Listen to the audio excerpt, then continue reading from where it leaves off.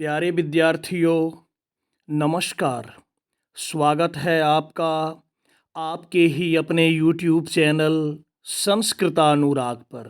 विद्यार्थियों, आज मैं JCERT द्वारा संचालित छठी कक्षा की संस्कृत की पाठ्य पुस्तक सुभाषिका प्रथमो भाग के चतुर्दशः पाठः विद्वान् सर्वत्र पूज्यते के MCQ प्रश्नोत्तर एवं अभ्यास कार्य के साथ उपस्थित हूँ।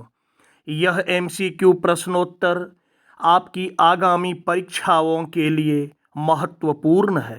अतः यदि आप इन MCQ प्रश्नोत्तरों को अच्छी तरह से समझकर इसका अभ्यास कर लेते हैं तो आपको आपकी आगामी परीक्षाओं में काफ़ी सुविधा होगी। तो प्रस्तुत है छठी कक्षा के पाठ 14 विद्वान सर्वत्र पूज्यते के MCQ प्रश्नोत्तर एवं अभ्यास कार्य। निर्देश: अधोलिखितानां प्रश्नानां उत्तराणि विकल्पेभ्यः चित्वा लिखत। निर्देश दिया गया है कि नीचे लिखे गए प्रश्नों के उत्तर विकल्पों में से चुनकर लिखें। पहला प्रश्न: विद्या किम ददाति? विद्या क्या देती है? धनम, विनयम, पात्रताम, सुखम। तो इसका उत्तर होगा दूसरा विकल्प ख नंबर विनयम, क्योंकि पाठ के श्लोक में कहा गया है विद्या ददाति विनयम। विद्या हमें विनयम अर्थात विनम्रता प्रदान करती है। दूसरा प्रश्न: पात्रता कस्मात् आती? पात्रता या योग्यता किससे आती है? धनात्, धर्मात्, विनयात्, सुखात्। इसका उत्तर होगा तीसरा विकल्प ग नंबर विनयात्। तीसरा प्रश्न: पात्रत्वात् किम आपनोति? पात्रता से क्या आती है या क्या आता है? धनम, धर्मः, सुखम, विनयम। तो इसका उत्तर होगा पहला विकल्प क नंबर धनम। यदि आप में पात्रता है अर्थात यदि आप में योग्यता है तो निश्चित तौर पे आप अपनी योग्यता की बदौलत धन की प्राप्ति कर सकते हैं। इसलिए कहा गया है पात्रता से या योग्यता से धन की प्राप्ति होती है। चौथा प्रश्न: विदेशेषु किम धनम? विदेशों में धन क्या है? धर्म, धनम, विद्या, मति। इसका उत्तर होगा तीसरा विकल्प ग नंबर विद्या। विदेशों में विद्या ही धन है। विदेश गमन के दौरान आप अपनी विद्या की बदौलत धन की प्राप्ति कर सकते हैं। इसलिए कहा गया है विदेशों में विद्या ही धन है। पांचवा प्रश्न: खलस्य विद्या किमर्थम भवति? खल अर्थात दुष्ट लोगों की विद्या किस लिए होती है?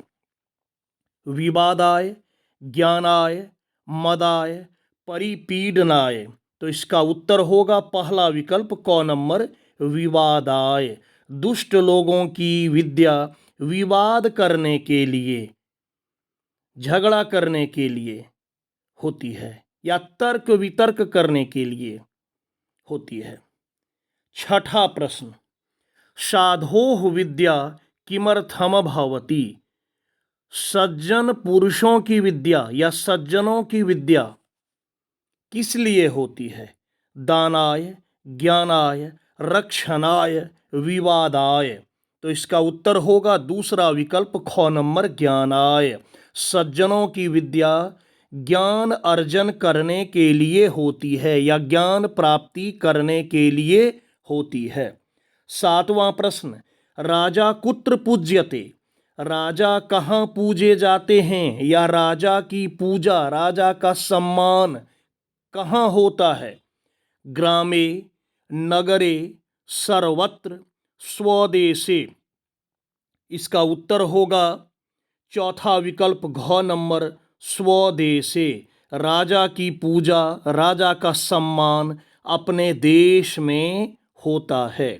8वां प्रश्न, विद्वान कुत्र पूज्यते, विद्वान कहाँ पूजे जाते हैं या विद्वानों का सम्मान कहाँ होता है? सर्वत्र, नगरे, महानगरे, स्वदेशे। इसका उत्तर होगा पहला विकल्प क नंबर, सर्वत्र।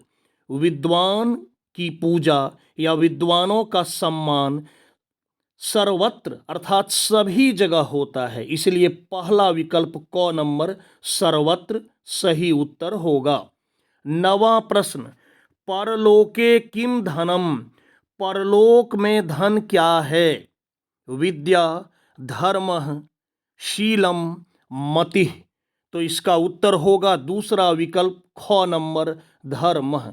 परलोक में, इस पृथ्वी लोक को इहलोक कहते हैं और मरने के बाद लोग जहाँ चले जाते हैं उसे परलोक कहते हैं।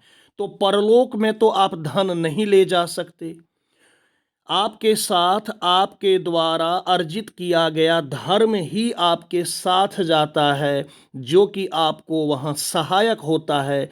इसीलिए कहा गया है कि परलोक में धर्म ही धन का कार्य करता है। इसलिए इसका उत्तर दूसरा विकल्प ख नंबर, धर्मः सही उत्तर होगा।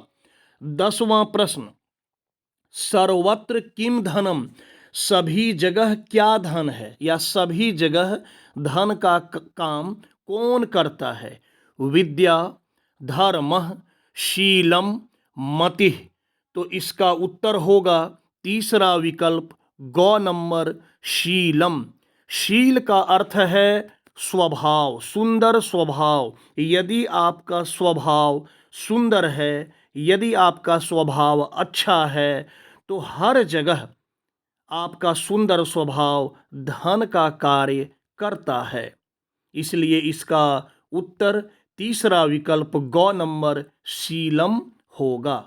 11वां प्रश्न, कया तेजः वर्धते, किससे तेज बढ़ता है? धर्मेन, शीलेन, विद्यया, शरीरेन। इसका उत्तर होगा तीसरा विकल्प ग नंबर, विद्यया। विद्या से तेज बढ़ता है। तीसरा विकल्प ग नंबर, विद्यया। 12वां प्रश्न, केषां शक्ति परेषां परिपीडनाय या परपीडनाय भवति, किसकी शक्ति दूसरों को कष्ट पहुंचाने के लिए या तकलीफ देने के लिए होती है? विद्वज्जनानां, दुष्टजनानां, छात्राणां, सर्वेषां। तो इसका उत्तर होगा दूसरा विकल्प ख नंबर, दुष्ट जनानाम। दुष्ट लोगों की शक्ति दूसरों को कष्ट पहुंचाने के लिए होती है। 13वां प्रश्न, कार्य काले समुत्पन्ने कीदृशं धनम व्यावहारिकम न भवति, कार्यकाल के उत्पन्न होने पर, उचित समय के आने पर कैसा धन व्यावहारिक नहीं होता है? आत्मधनम, परहस्तगतम धनम, संचित धनम, अमूल्य धनम। इसका उत्तर होगा दूसरा विकल्प ख नंबर, परहस्तगतम धनम। कार्यकाल के उत्पन्न होने पर दूसरों के हाथ में दिया गया धन व्यवहारिक नहीं होता है, वह काम में नहीं आता है।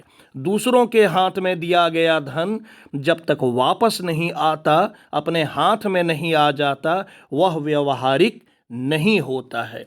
इसलिए इसका उत्तर दूसरा विकल्प ख नंबर, परहस्तगतम धनम होगा। 14वां प्रश्न, केषां शक्तिः परेषां रक्षणाय भवति, किसकी शक्ति दूसरों की रक्षा करने के लिए होती है? खलानाम, साधूनाम, छात्रानाम, बलवताम। इसका उत्तर होगा दूसरा विकल्प ख नंबर, साधूनाम। साधु जनों की शक्ति या सज्जनों की शक्ति दूसरों की रक्षा करने के लिए होती है। इसलिए दूसरा विकल्प ख नंबर, साधु नाम सही उत्तर होगा। और इस पाठ का 15वां एवं अंतिम प्रश्न, केशाम धनम मदाय भवति। मदाय अर्थात अहंकाराय, किसका धन अहंकार करने के लिए या घमंड करने के लिए होता है? खलानाम, साधूनाम, छात्रानाम, शिक्षकानाम। इसका उत्तर होगा पहला विकल्प क नंबर, खलानाम। दुष्ट लोगों का धन या दुष्टों का धन अहंकार करने के लिए या घमंड करने के लिए होता है। प्यारे विद्यार्थियों, यदि आप चाहें तो इन MCQ प्रश्नोत्तरों को अपनी कॉपी में लिखकर आप अपनी परीक्षा खुद दे सकते हैं, आप अपनी जांच खुद कर सकते हैं। आपकी सहायता के लिए मैं यहाँ अलग से उत्तर भी दे रखा हूँ। इन दिए गए उत्तरों की सहायता से आप आत्ममूल्यांकन भी करने में समर्थ हो सकेंगे। आपको पता चल पाएगा कि इस पाठ की आपकी तैयारी कितनी अच्छी हुई है। और यदि आप इस प्रक्रिया को करते हैं तो निश्चित तौर पे आपको इसका लाभ आपकी आगामी परीक्षाओं में देखने को मिलेगा। तो प्यारे छात्रों, अगर आपको मेरा यह वीडियो पसंद आया हो तो कृपया इसे आप लाइक, कमेंट एवं शेयर करके मुझे प्रोत्साहित करने का कार्य करें, ताकि आगे आपके लिए मैं और भी बेहतर एवं उपयोगी वीडियो बनाने का कार्य करता रहूं। साथ ही मेरे इस चैनल संस्कृतानुराग को यदि आप अब तक सब्सक्राइब नहीं किए हैं तो इसे आप अवश्य सब्सक्राइब कर लें एवं नोटिफिकेशन को भी ऑन कर लें, ताकि मेरे द्वारा इस चैनल पर अपलोड किए गए प्रत्येक वीडियो की सूचना सर्वप्रथम आपको प्राप्त हो सके। तो आज के लिए इतना ही। सबों को मेरी ओर से बहुत बहुत धन्यवाद।